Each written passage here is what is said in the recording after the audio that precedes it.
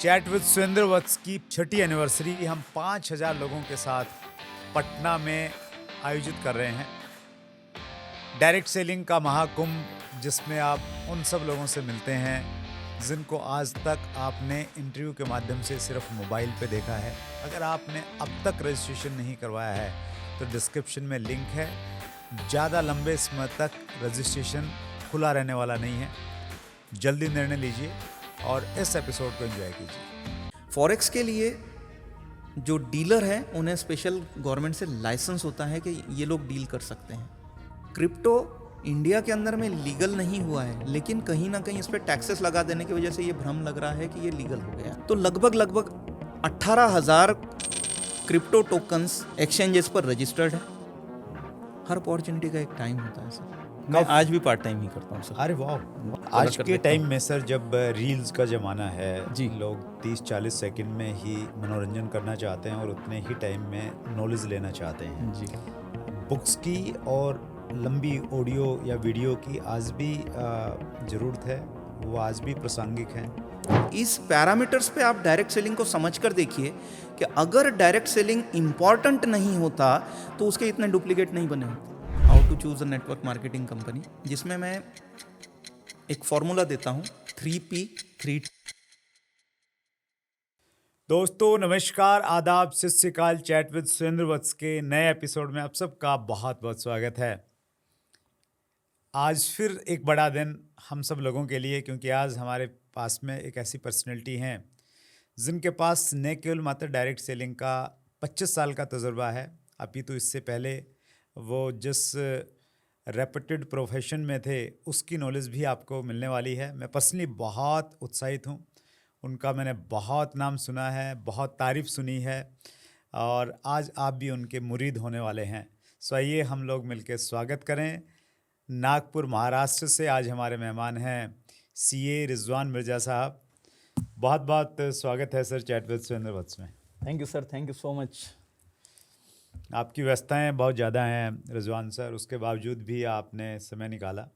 सो सभी व्यूवर्स की तरफ से दिल की गहराई से बहुत बहुत आभार। Thank you sir, thank you एक बार। और आपने जो मुझे आज निमंत्रित किया और आपने यहाँ पे ये सम्मान दिया, इसके लिए मैं आपका भी आभारी हूँ और दर्शकों का भी आभारी हूँ जो सुन रहे हैं। That's great sir. मैंने आपका एक पॉडकास्ट देखा रिजवान सर।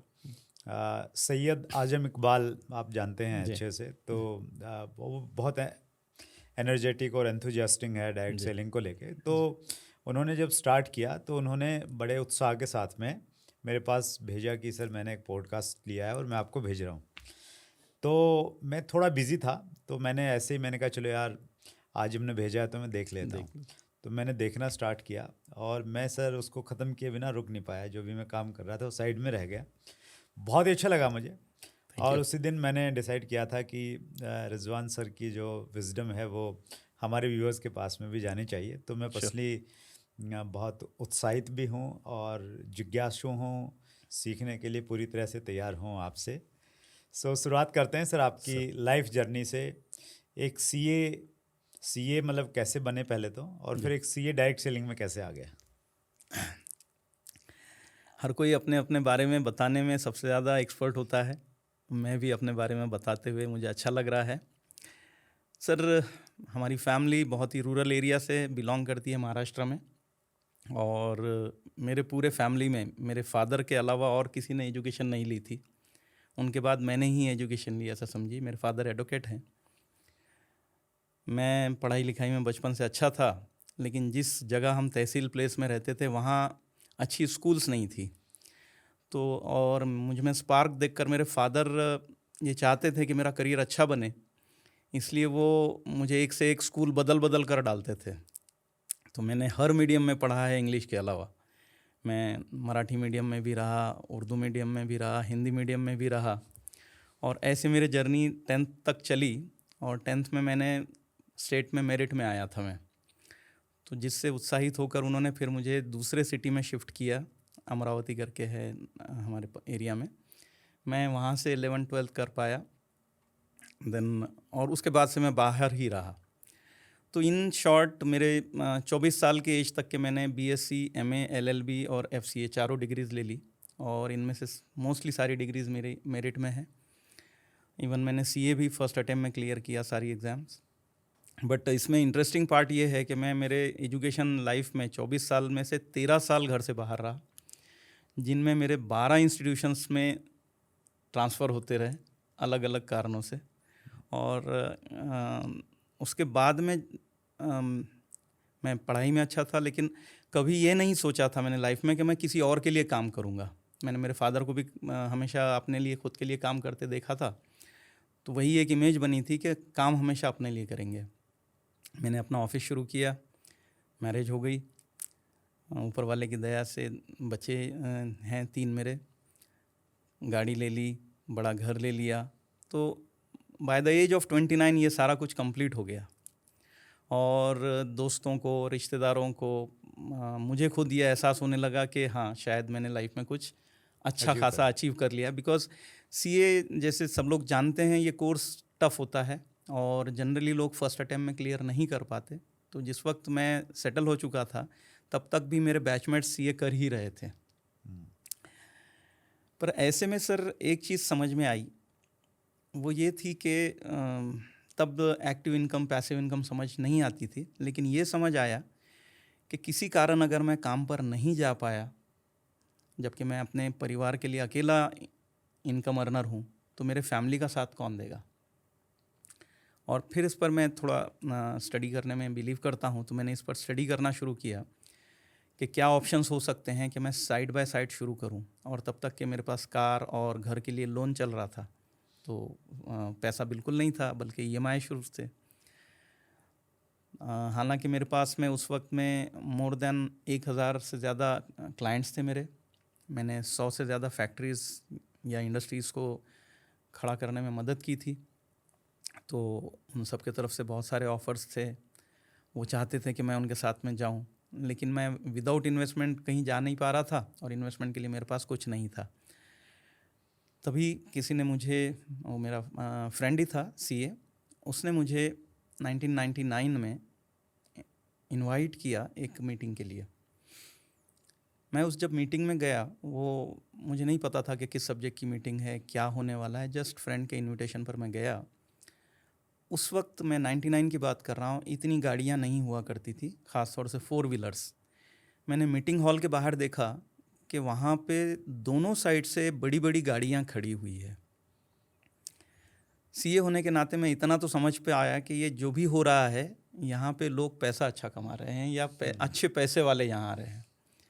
मैं हॉल में गया, वहाँ पे कुछ प्रोडक्ट्स दिखाए गए, कुछ इनकम की बात की गई। बहुत समझ में नहीं आया, लेकिन उसके बाद में कुछ लोगों ने आके अपने टेस्टिमोनियल्स शेयर किए। उनमें कुछ इंजीनियर्स थे, कुछ डॉक्टर्स थे, एक मेरे सीनियर चार्टर्ड अकाउंटेंट थे। तो ये सब देखकर मुझे ऐसा लगा कि इसको और स्टडी किया जाए। उन्होंने मुझे इनवाइट किया एक और मीटिंग के लिए। पहली मीटिंग में आप बगैर इनविटेशन के ही चले गए? सर हुआ कुछ ऐसे कि जिसने मुझे इनवाइट किया था, he was not from Nagpur, he was from Betul.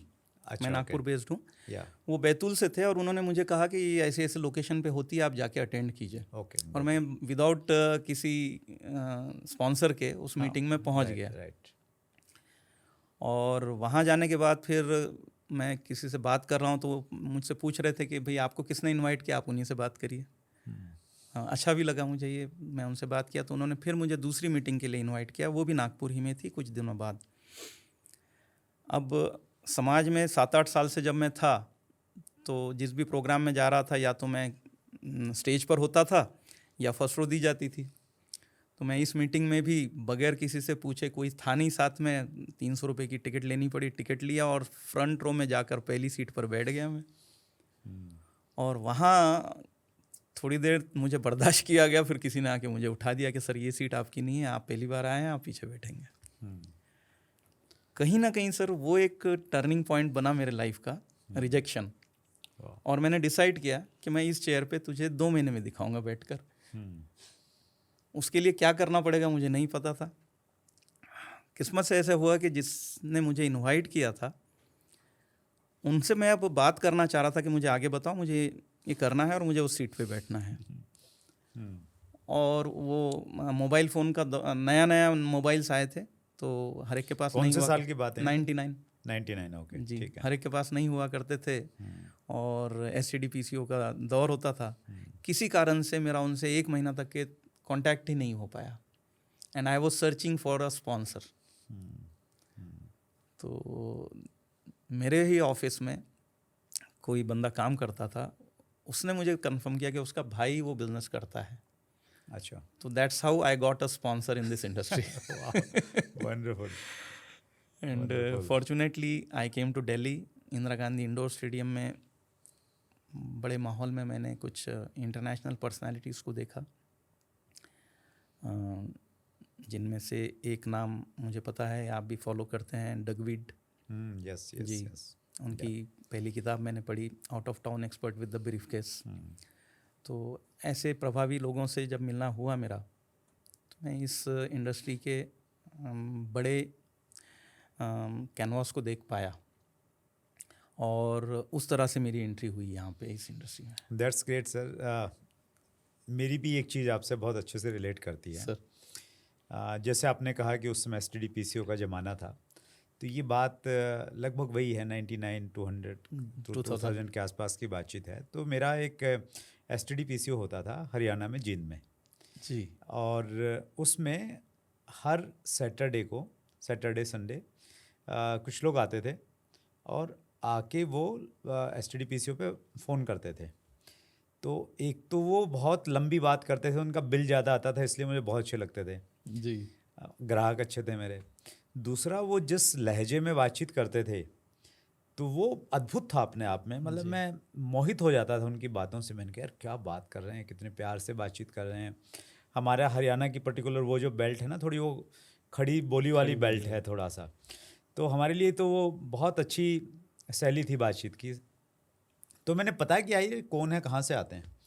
तो पास में एक होटल था, अभिनंदन होटल। तो मालूम चला अभिनंदन होटल में कोई कंपनी है, उसकी मीटिंग होती है। ओह। तो मैं देखने के लिए, अरे क्या कंपनी है, क्या मीटिंग है, कैसे है, तो ऐसे ही मैं वहाँ पे जिज्ञासावश ऐसे टिकट लिया, जाके बैठ गया। और जो पहली बार मैंने कॉन्सेप्ट देखा कि यार ये डायरेक्ट सेलिंग है, मिडल मैन और एडवर्टाइजमेंट वालों को दूर करके ऐसे ऐसा एक कॉन्सेप्ट है, तो बहुत अच्छा लगा मुझे। और ऐसे मेरा भी वास्ता हुआ। मैं तो किसी को जानता ही नहीं था, किसी ने भेजा नहीं है।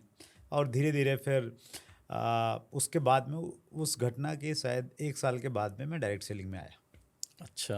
हाँ, तो वेरी इंटरेस्टिंग सर, आपकी ज्वाइनिंग हो गई और फिर आपने पार्ट टाइम किया होगा स्टार्टिंग में? हाँ, और मैं कब? आज भी पार्ट टाइम ही करता हूँ सर। अरे वाह, वंडरफुल, क्या बात जी, कर रहे हैं जी, सर जी, आप। जी। मतलब प्रैक्टिस आपकी कंटिन्यू है? कंटिन्यूड है। वाह, दैट्स ग्रेट, सुपर। मतलब पार्ट टाइम करके बड़ा मुकाम हासिल किया जा सकता है, आपकी प्रेजेंस ये बता रही है। 100%। और मेरा प्रोफेशन मेरी इमेज है। जैसे आज भी आपने मुझे इंट्रोड्यूस किया तो मेरे प्रोफेशन के ही नाम से इंट्रोड्यूस किया।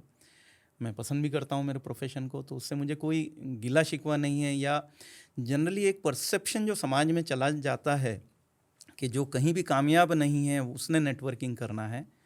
इनफैक्ट मैं यहाँ पे बहुत डिफ़र करता हूँ सर। मेरा ये मानना है कि नेटवर्क मार्केटिंग सिर्फ मजबूत लोगों का प्रोफेशन है। यहाँ पे कमज़ोर दिमाग वाले, कमज़ोर दिल वाले, कमज़ोर हिम्मत वाले और कमज़ोर नॉलेज वालों के लिए बहुत स्थान नहीं है।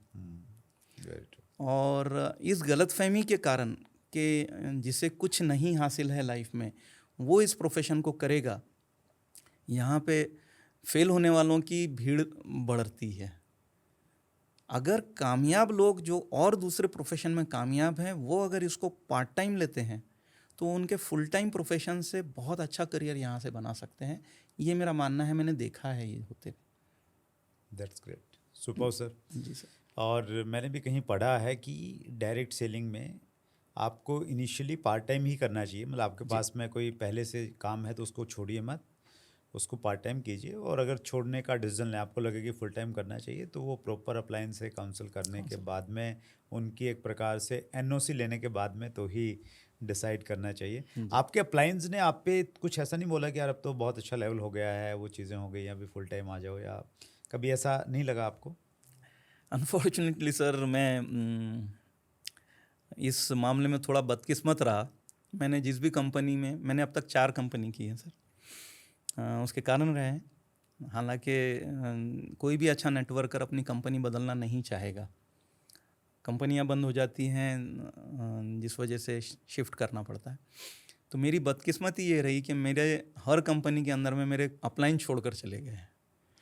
तो मैं अनाथ बच्चे की तरह से ही मेरा पूरा करियर रहा, और पर उसने मुझे एक मौका दिया कि मैं अपने आप को डेवलप कर पाऊँ, क्योंकि टीम बढ़ रही थी और टीम के लोगों को अगर संभालना है तो किसी को तो जिम्मेदारी लेनी पड़ेगी।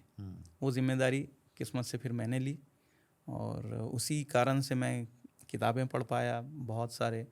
उस वक्त टेप बोला करते थे हम कैसेट्स को, हर हफ्ते के हर दिन मिनिमम 1 या 2 टेप सुन लिया करते थे, या उससे ज़्यादा किताबें पढ़ते थे 20, 25, 30 पेजेस रोज़ की।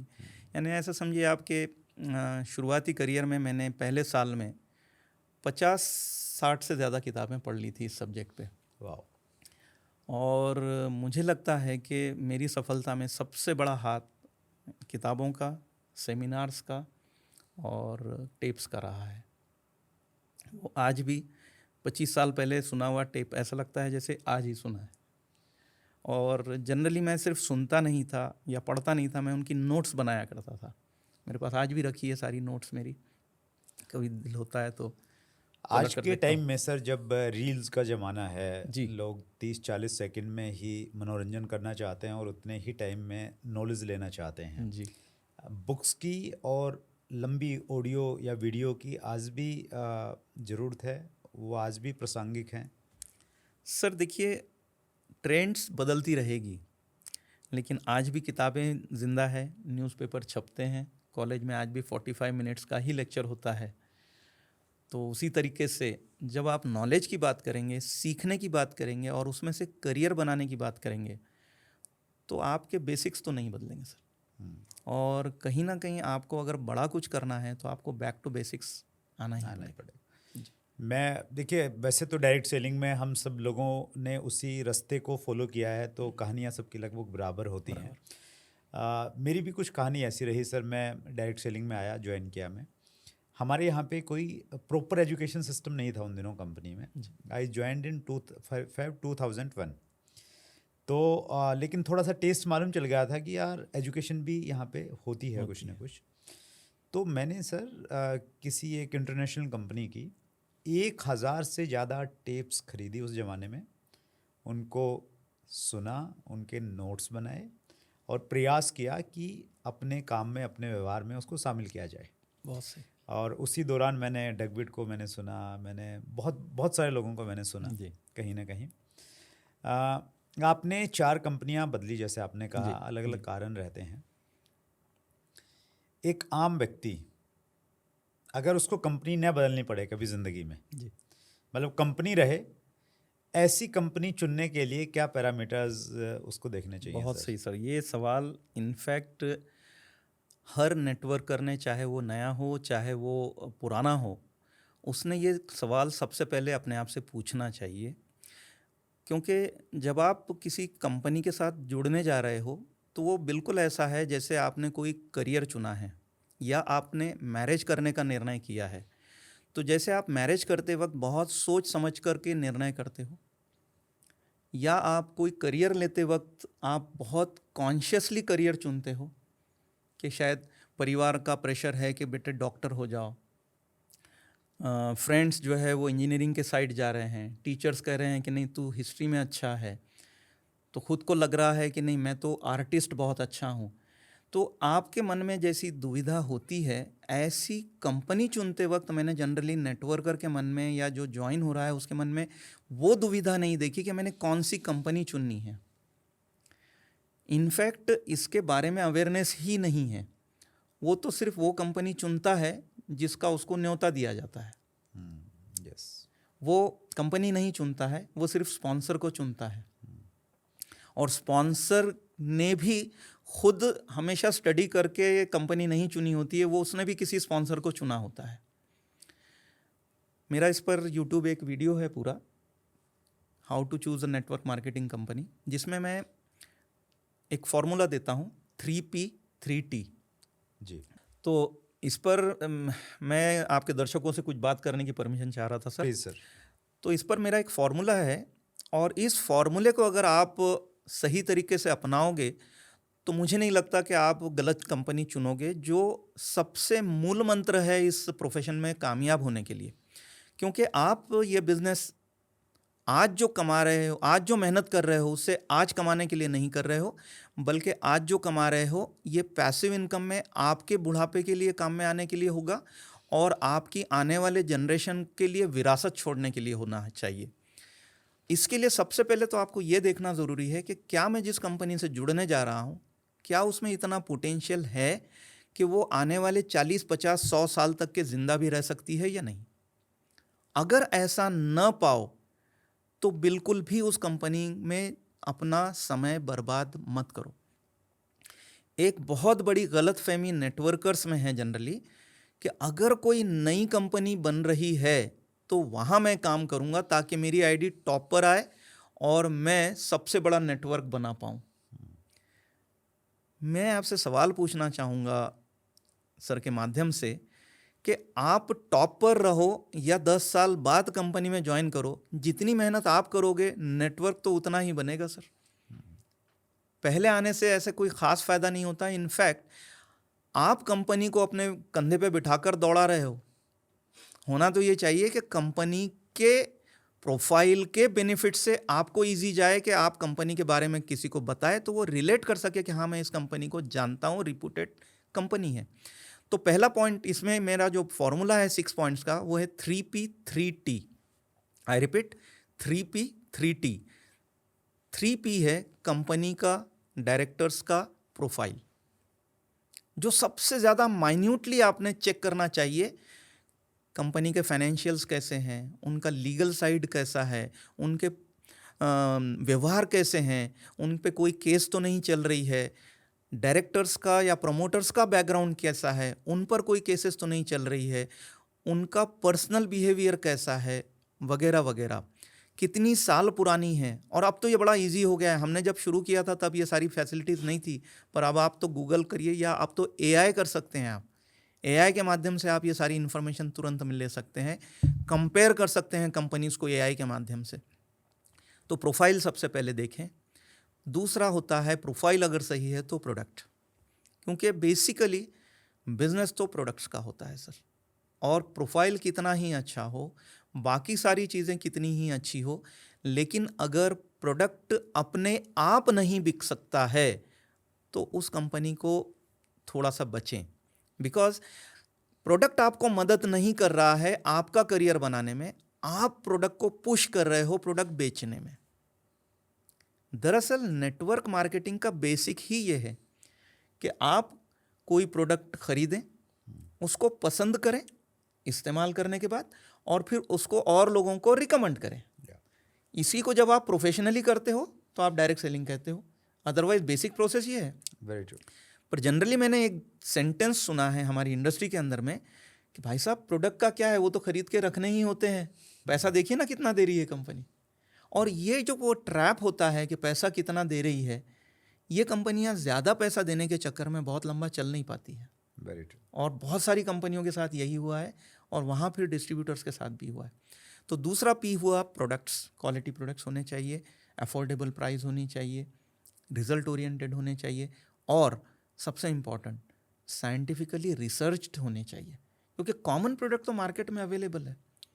आपके प्रोडक्ट के अंदर में कोई यूनिक सेलिंग पॉइंट अगर नहीं है तो फिर वो प्रोडक्ट बिकेगा नहीं, या उसको कंपेयर किया जाएगा मार्केट से। जब कंपैरिजन होगा तो बहुत सी चीज़ों पे फिर वो ऑब्जेक्शन रेज करेगा। बट अगर आपका प्रोडक्ट अगर यूनिक है, देयर इज़ नो कंपैरिजन।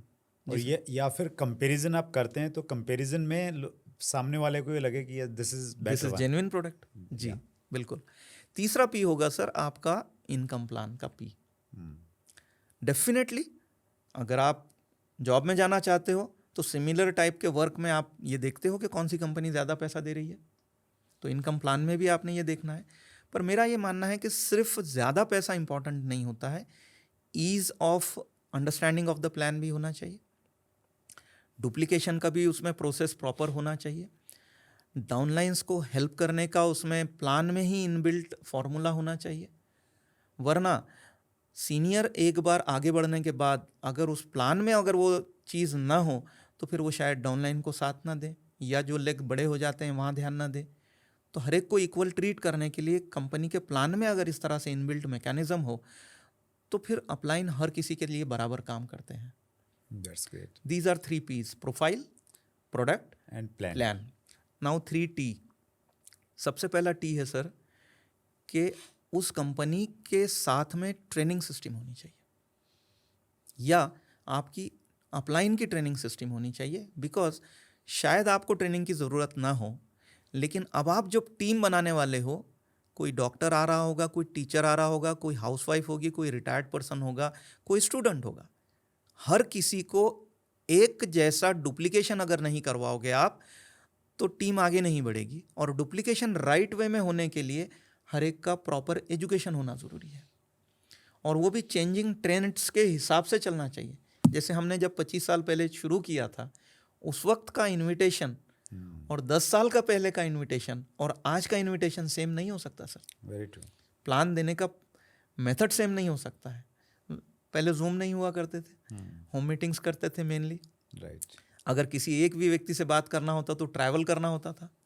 तो हर चीज़ में बदलाव जो आया, आपका ट्रेनिंग सिस्टम इतना कैपेबल हो, इतना वाइब्रेंट हो कि वो इसको अकोमोडेट कर सके, रिजिड भी ना हो, और हर एक के लिए उसमें स्पेस हो ताकि वो ग्रो कर सके। दूसरा पी आएगा सर आपकी टीम। जिस टीम को आप ज्वाइन करने जा रहे हो, जिस टीम में आप बिलोंग करने जा रहे हो, लीडर्स कैसे हैं वहाँ के, क्या वो रियली जेन्युइन डायरेक्ट सेलिंग करते हैं, या आज आपसे एक कंपनी के बारे में बात कर रहे हैं, कल दूसरी कंपनी की बात कर रहे हैं, आज लीगल सिस्टम की बात कर रहे हैं, हो सकता है कल को किसी और सिस्टम की बात करें। वो आपका कितना साथ दे सकते हैं या सिर्फ स्पॉन्सर करके हट जाएंगे, ये पता करना भी आपके लिए उतना ही इम्पॉर्टेंट है before you join any company. And the last point of the formula is timing. Her opportunity का एक टाइम होता है सर, चाहे वो रियल एस्टेट की अपॉर्चुनिटी हो, शेयर मार्केट की अपॉर्चुनिटी हो, या डायरेक्ट सेलिंग की। वो अपॉर्चुनिटी का समय जाने के बाद भी अपॉर्चुनिटी तो जिंदा होती है, लेकिन उसका जो क्रीम होता है वो चला जाता है। तो you must look at the timing of the opportunity also. तो इस तरह से ये 3P 3T मैंने हमेशा फॉलो किया है, और उस वजह से शायद मुझे कभी भी जिसे फेलियर कह सकते हैं, फेलियर नहीं देखनी पड़ी इस इंडस्ट्री में। That's great sir. 3P 3T का फार्मूला आपने बताया जी ये बुक है सर, ये हम आपको भेंट करेंगे लास्ट में सर। इसमें हमने बेसिक्स को कवर किया है, लेकिन बेसिक्स से पहले इंडस्ट्री का विज़न, डायरेक्ट सेलिंग का विज़न क्यों चलेगी हमारे देश में, और राइट कंपनी कैसे चूज़ करना चाहिए, तो इसमें बहुत डिटेल में बातचीत है। और इसमें हमने एक 100 नंबर का प्रश्न पत्र दिया है कि आप अपनी कंपनी को जांचिए और देखिए कि 100 में से उसको कितने नंबर मिलते हैं। तो इसमें मोटा मोटी हमने 4 चीज़ों पे बहुत डिटेल में बातचीत की है। जैसे 3 तो वही है जो आपने बोला, हमने इस पे प्रोफाइल पे बातचीत की, बहुत डिटेल में हम लोग गए हैं, मैनेजमेंट एंड ऑल। दूसरा हमने प्रोडक्ट पे बातचीत की, तीसरा हमने प्लान पे बातचीत की, और चौथा कहीं ना कहीं हमने इसमें एजुकेशन सिस्टम को कवर कर लिया है कि कंपनी का एजुकेशन सिस्टम देखिए, जिसमें लीडरशिप भी आ गई है, और उससे कहीं ना कहीं कंपनी कितना लंबा जा सकती है, स्किल्स के ऊपर में काम कर रही है या नहीं कर रही है, वो उनकी प्रायोरिटी पे है या नहीं है, तो उस चीज़ पे बातचीत की गई है। और इसलिए, और ये जो प्रश्न है या रिजवान सर, ये मैंने ज़्यादा मैं नहीं कह रहा हूँगा, तो कम से कम 100 लोगों से ज़रूर पूछा होगा जी। क्योंकि मेरा भी ये मानना है कि अगर कंपनी सही नहीं है तो फिर आप कितने भी जेन्युइन क्यों न हों, तो फिर उसका उतना महत्व नहीं रह जाता है कहीं ना कहीं, और फिर आपको लगेगा कि नहीं यार, मैंने इतना टाइम कहीं ना कहीं वेस्ट कर दिया। इसी से जुड़ा हुआ एक प्रश्न और है रिजवान सर कि डायरेक्ट सेलिंग के नाम पे कुछ न कुछ चीज़ें आती रहती हैं। आपने देखा होगा 25 साल पहले भी कुछ चीज़ें थी, वो किसी दूसरे रूप में थी, आज दूसरे रूप में आ गई हैं। जैसे वो बहरूपिया अपना भेष बदल लेता है ना, तो भेष बदल के आती रहती हैं चीज़ें। अभी क्रिप्टो के नाम पे और फॉरेक्स ट्रेडिंग के नाम पे बहुत सारे लोग ये कहते हैं कि ये भी डायरेक्ट सेलिंग है और ये भी भारत सरकार के रूल्स का पालन करती है। तो इसके ऊपर में थोड़ा सा प्रकाश डालिए कि क्या पर्टिकुलर दो की अगर हम बातचीत करें, क्रिप्टो और forex forex trading through direct direct selling, selling. Is it legal? और दूसरा, जो लोग कहीं इसमें जुड़े हैं या जुड़ना चाहते हैं, उनको आप क्या संदेश देना चाहेंगे? बिकॉज आपके पास इंडस्ट्री का भी 25 साल का तजुर्बा है सर, और आप फाइनेंस से जुड़े हुए हैं, तो उस चीज़ को भी बहुत अच्छे से जानते हैं। ये बहुत ही इम्पोर्टेंट सवाल आपने किया है और मैं चाहूँगा कि सारे दर्शक इस सवाल को ख़ास तौर से बहुत गहराई से समझने की ज़रूरत है, क्योंकि हम आज बात कर रहे हैं डायरेक्ट सेलिंग इंडस्ट्री की, ना कि हम इन्वेस्टमेंट की बात कर रहे हैं, ना कि हम सिर्फ इनकम जनरेशन की बात कर रहे हैं। हम एक पर्टिकुलर इंडस्ट्री की बात कर रहे हैं जिसका नाम है डायरेक्ट सेलिंग। और हमारे देश के अंदर में 2016 से पहले इसके बारे में कोई सरकारी दस्तावेज़ हमारे पास नहीं था, लेकिन थैंक्स टू गवर्नमेंट कि 2016 9 सितंबर के दिन मिनिस्ट्री ऑफ कंज्यूमर अफेयर्स ने इस पर एक दस्तावेज़ दिया जिसका नाम है डायरेक्ट सेलिंग गाइडलाइंस ऑफ 2016।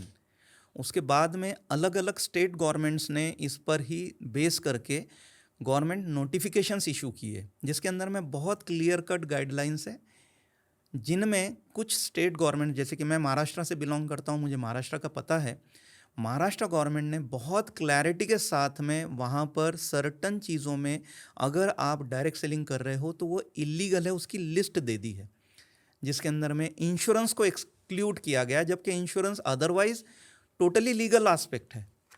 इसी तरह से इन्वेस्टमेंट को इलीगल ठहराया गया, या ऐसे प्रोडक्ट्स जो जंतर मंतर जैसे हों कि भाई आपने बिल्कुल कोई प्याला दे दिया और उसके अंदर में या कोई चिप दे दी या कोई गले में टांगने का तावीज़ दे दिया, इन चीज़ों में नेटवर्किंग करने से या डायरेक्ट सेलिंग करने से लीगली मना किया है।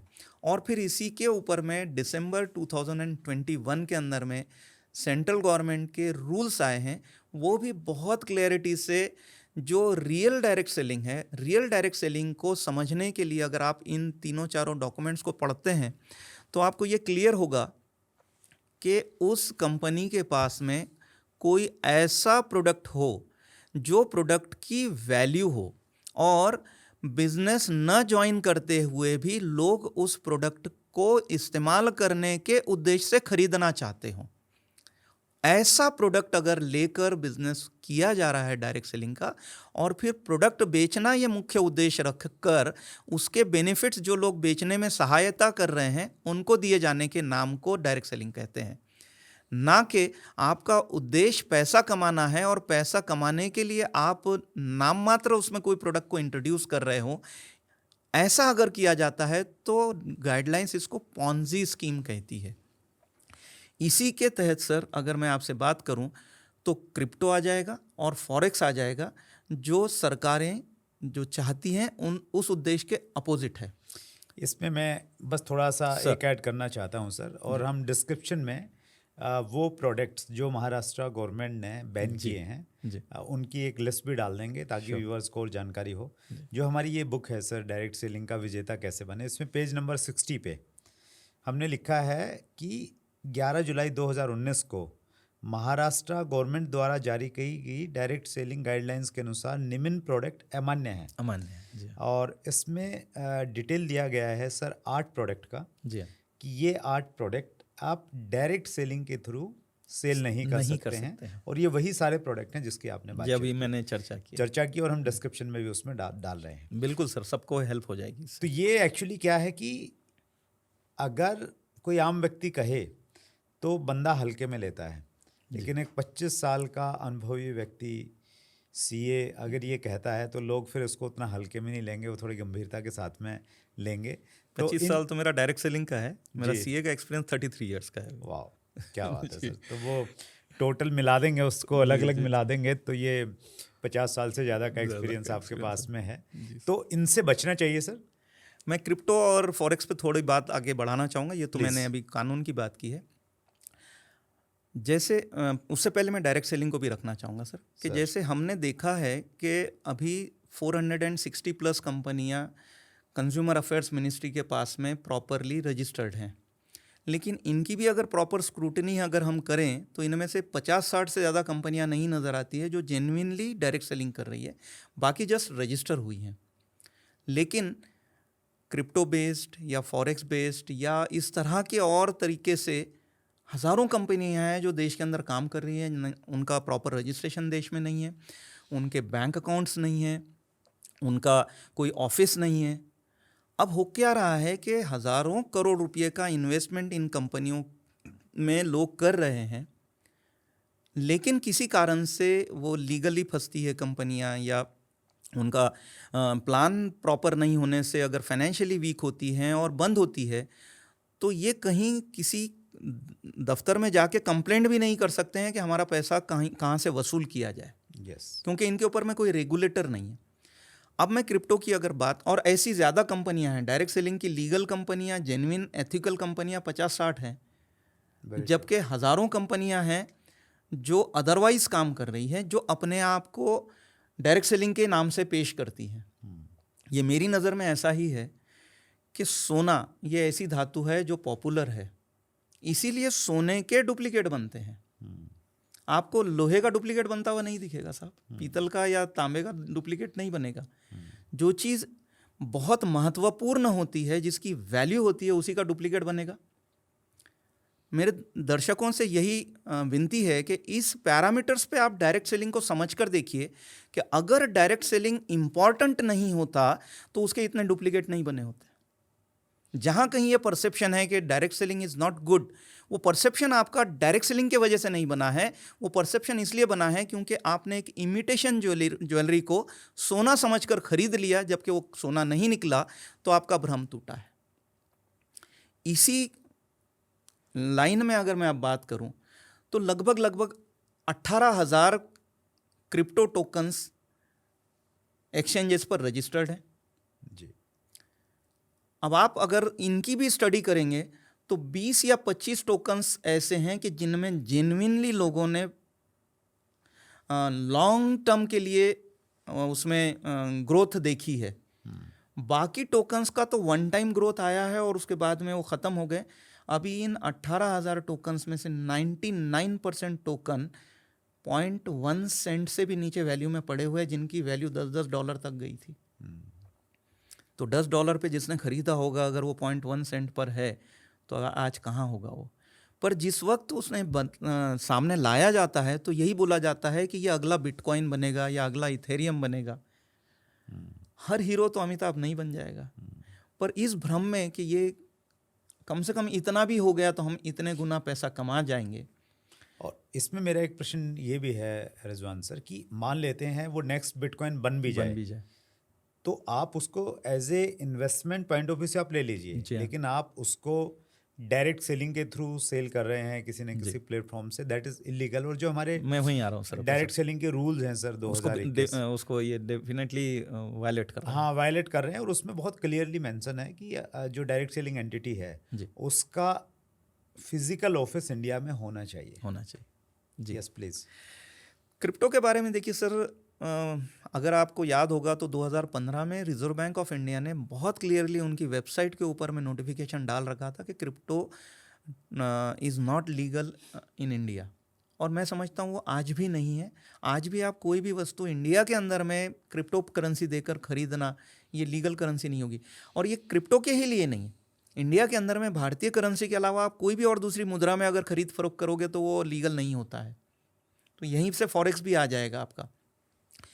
फॉरेक्स के लिए जो डीलर हैं उन्हें स्पेशल गवर्नमेंट से लाइसेंस होता है कि ये लोग डील कर सकते हैं। क्रिप्टो इंडिया के अंदर में लीगल नहीं हुआ है, लेकिन कहीं ना कहीं इस पर टैक्सेस लगा देने की वजह से ये भ्रम लग रहा है कि ये लीगल हो गया है। उसको भी थोड़ा एक बार आप डिफाइन कीजिए सर प्लीज़। देखिए सर, क्या हुआ है ना कि किसी ना किसी तरीके से भारत का बहुत सारा पैसा क्रिप्टो में इन्वेस्ट हो गया है, और वो जो ट्रेडिंग हो रही है पूरी, वो सारी क्रिप्टो वर्ल्ड में हो रही है, और जिसमें रियल मनी जा रहा है जो देश के बाहर चला जा रहा है। इसे रोकने के लिए सरकार ने इस पर इनकम टैक्स भी लगाया हुआ है और जीएसटी भी लगाई हुई है। और आगे जाकर इसका इम्पैक्ट आपको ये दिखेगा कि जितने एक्सचेंजेस हैं वहाँ से डेटा लेकर जब ये सरकार इसको अपना शिकंजा टाइट करेगी तो आपने कमाया कम और टैक्सेस ज़्यादा देने पड़ सकते हैं आपको, अगर आपने इसमें प्रॉपर अगर अपने आप को क्लियर नहीं रखा है तो। क्योंकि आज मुझे नहीं पता होता है या सरकार को भी नहीं पता होता है कि किसके वैलेट के अंदर में कितना क्रिप्टो है।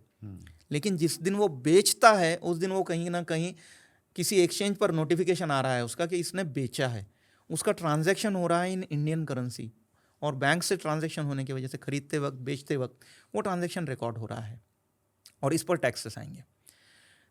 अब आपने जो बात उठाई सर, तो पहली चीज़ तो ये है कि ये लीगल करेंसी इंडिया में नहीं है, इसलिए इसका लेन देन यहाँ पर लीगल नहीं होता है।